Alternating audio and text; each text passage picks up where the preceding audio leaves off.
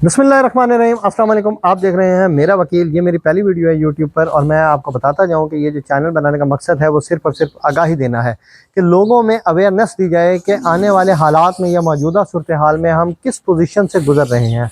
तो आज मैं बात करूँगा जो सबसे पहला हमारा मेन टॉपिक है वो है ऑफेंस से related. What is an offence? जुर्म क्या है, जुर्म की कितनी टाइप्स हैं। इस हवाले से मैं मुकम्मल तौर पर कोशिश करूँगा कि आपको एलेबोरेट करूँगा और जितना मेरे पास मटेरियल है वो तमाम तर material I will try my best to deliver you. तो सबसे पहले हम जो बात कर लेते हैं कि जुर्म की कितनी अकसाम है, तो मैं आपको बताता जाऊँ जुर्म की जो अकसाम है वो तो वैसे बहुत ज़्यादा है, लेकिन इसको तीन मेन कैटेगरीज में डिवाइड किया गया। पॉइंट नंबर 1 की अगर हम बात कर लें तो वो क्रिमिनल ऑफेंसेस हैं। पॉइंट नंबर 2 पर अगर हम बात करें तो वो सिविल नेचर लिटिगेशन होती हैं, सिविल नेचर ऑफेंसेस होते हैं।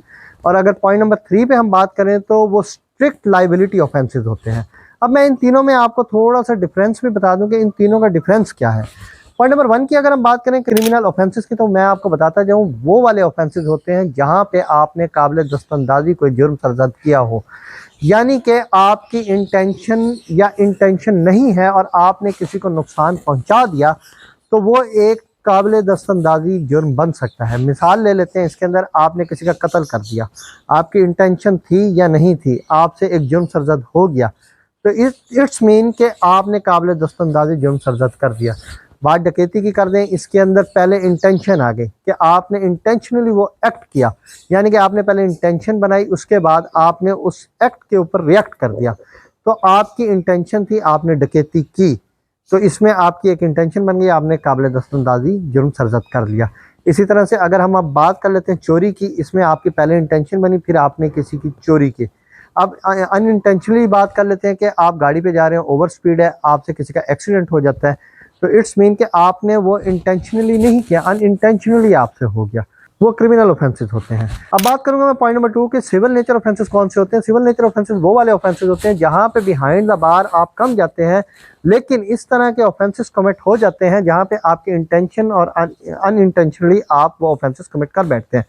मिसाल के तौर पर मैं आपको इस तरह से मिसाल देना चाहूँगा, किसी से आपने ज़मीन का एक सौदा किया, आपने उसे कमिटमेंट की कि मैं इस टाइम तक आपको ये ज़मीन के पैसे अदा कर कर अपने नाम ये ज़मीन मुंतकिल करवा लूँगा, लेकिन अनफॉर्चुनेटली आपके पास रकम का इंतज़ाम ना हुआ, आपकी इंटेंशन उसको डिफीट करने की नहीं थी, आपने उसको पैसा देना है, आपने उसकी मिन्नत समाजत की, लेकिन चूंकि आपके पास पैसा ना हो सका, तो आपकी वहाँ पे बदनीयती किसी हवाले से नहीं थी, आपकी इंटेंशन उसको धोखा देने की नहीं थी, लेकिन एक ऑफेंस कमिट हो गया आपसे, तो जो एग्रीव्ड पार्टी है वो आपके खिलाफ लामहला सी बात है अदालत में जाएगी। अब इस तरह से हम बात कर लेते हैं इंटेंशन की। तो इंटेंशन में आपको बताता हूँ, लेट्स सपोज आपने किसी से उधार मांगी, आपने उसको कहा कि यार मैं तुझे तेरी ये उधार वापस कर दूंगा, इस टाइम पे मैं इस मजबूरी में फंसा हुआ हूँ, लेकिन जो है ना मेरे हालात इस तरह के कि मैं अभी तुझे नहीं दे सकता, लेकिन आपकी इंटेंशन क्या थी कि आपने उसको डिफीट करना है। आपने वहां पे जाकर उससे रकम वसूल कर ली, वसूल करने के बाद आपने अपना मेंटली तौर पर ये सजेस्ट कर लिया कि अब मैंने इसको इसकी रकम देनी ही नहीं है, तो यानी कि आपने वो सिविल नेचर का ऑफेंस कमिट कर दिया। वो दोनों किस्म की कानूनी कार्रवाइयाँ आपके खिलाफ अमल में ला सकता है, फौजदारी भी ला सकता है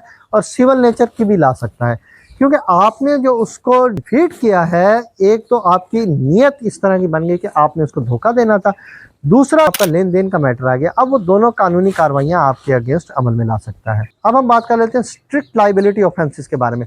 तो मैं ये आपको बताता हूँ कि ये इस तरह के ऑफेंसेस हैं कि जहां पर आपकी इंटेंशन थी या नहीं थी, गो के आपसे गलती से ही ऑफेंस क्यों ना कमिट हो गया हो, तो आपके माइंड में ये बात होनी चाहिए कि आपको हर हाल में जो कुछ मर्जी हो जाए आपकी जान नहीं छूटनी, कानून ने आपके अगेंस्ट कानूनी कार्रवाई अमल में लानी ही लानी है। बहुत से इस तरह के मामलात होते हैं जहां पे आपकी किसी भी हवाले से किसी भी किस्म से कोई इंटेंशन नहीं होती और आप ऑफेंस को कमिट कर बैठते हैं, तो आपके खिलाफ कानूनी कार्रवाई अमल में लाई जाएगी और वो होती हैं स्ट्रिक्ट लाइबिलिटी ऑफेंसेस में आता है। और इस हवाले से किसी किस्म की आपको कोई भी माफ़ी नहीं मिलेगी। तो ये तीन मेन टाइप्स हैं, इसके अलावा मुतअद्दिद टाइप्स हैं, लेकिन वो इसकी सब काइंड हो जाते हैं, लेकिन ये 3 मेन टाइप्स हैं। अब मैं आपको बताता हूँ ये जो 3 ऑफेंसेस की टाइप्स हैं, इसमें मुख्तलिफ सज़ाएँ होंगी, यानी कि एक किस्म की सज़ा नहीं होनी, हर सज़ा का अलग से तयन किया गया है कानून में और उसके मुताबिक आपको सज़ा दी जाएगी। क्रिमिनल लिटिगेशन के अंदर अगर आप बात कर लें, कत्ल की अलग होगी, ज़ना की अलग होगी, डकैती की अलग, चोरी की अलग, इसी तरह से रॉबरी की अलग होगी। अगर सिविल नेचर ऑफेंसेस की बात कर लें तो ज़मीन मुंतकिली की अलग होगी, पैसों के लेन देन की अलग होगी, किसी को आपने किसी तरह से कोई धोखा दे दिया, उसकी जायदाद से हट के किसी सवारी वगैरह में, मूवेबल प्रॉपर्टी वगैरह में उसको धोखा दे दिया, उसकी सज़ाएँ अलग होंगी। इसी तरह स्ट्रिक्ट लाइबिलिटीज़ की बात कर लें तो इसमें भी हर हवाले से जो सज़ा होगी वो अलग ही होगी। अब मैं आपको आखिरी बात करूँगा कि आपने अपने आप को ऑफेंस से बचाना किस तरह से। मैं आपको एक छोटा सा कुलिया दूंगा और इंशाल्लाह उम्मीद करता हूँ उसके बाद आप कभी भी ऑफेंस की तरफ नहीं जाएंगे।